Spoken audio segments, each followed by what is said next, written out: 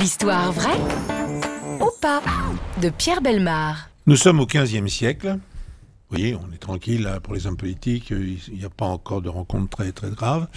Le roi de France surtout est Louis XI, surnommé l'universel aragne, que l'on pourrait traduire aujourd'hui par la grande araignée ou encore le grand tisseur de toile. Ce surnom est dû à la faculté du roi de mettre en œuvre des ruses en s'appuyant sur un réseau étendu d'espions. La référence à une araignée rappelle par ailleurs la fascination de Louis XI pour les animaux. Le monarque était souvent vu en compagnie d'une lionne apprivoisée. Amoureux de la chasse, il disposait d'un grand zoo d'animaux exotiques composé entre autres d'un éléphant, de singes et d'ours. Pour autant, Louis XI n'était pas toujours tendre avec les bêtes. Lorsqu'il s'ennuyait, le roi avait pris l'habitude de se faire donner un drôle de spectacle. Il demandait à ce que l'on habille des cochons avec des vêtements humains, qu'on les coiffe de perruques pour qu'il ait le plaisir de les faire danser et chanter à l'aide d'une pique. Les cris des cochons l'amusaient tellement qu'en 1750, il ordonna à l'abbé de Beigne de lui confectionner un nouvel instrument pour le moins original. L'idée du roi était d'entendre, selon ses dires, un concert de voix de cochons. À l'impossible nul n'est tenu, l'abbé s'exécuta. On ne contredit pas un roi, et encore moins Louis XI, connu pour sa cruauté et sa paranoïa.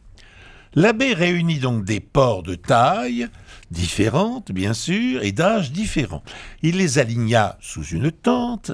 À l'entrée de la tente, il plaça une table en bois découpé qui faisait office de clavier avec différentes notes. À chaque fois qu'une touche était frappée, un animal se faisait piquer grâce à un système de levier, les faisant crier dans un ordre précis et harmonieux au grand réjouissement du roi et de ses hommes, relatait Nathaniel Wanley, un auteur anglais de l'époque.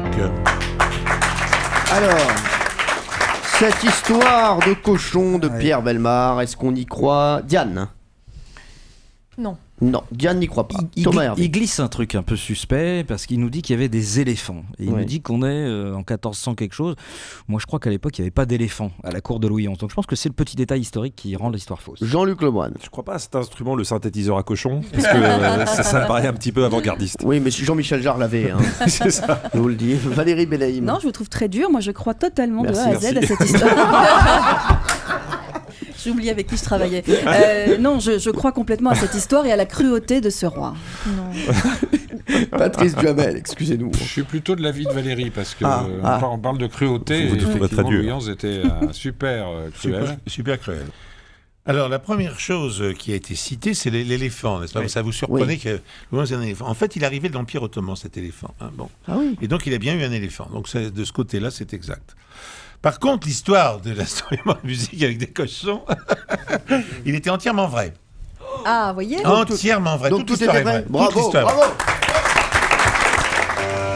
Europe 1, les pieds dans le plat, Tous les jours, 10h30, 12h30. Cyril Hanouna.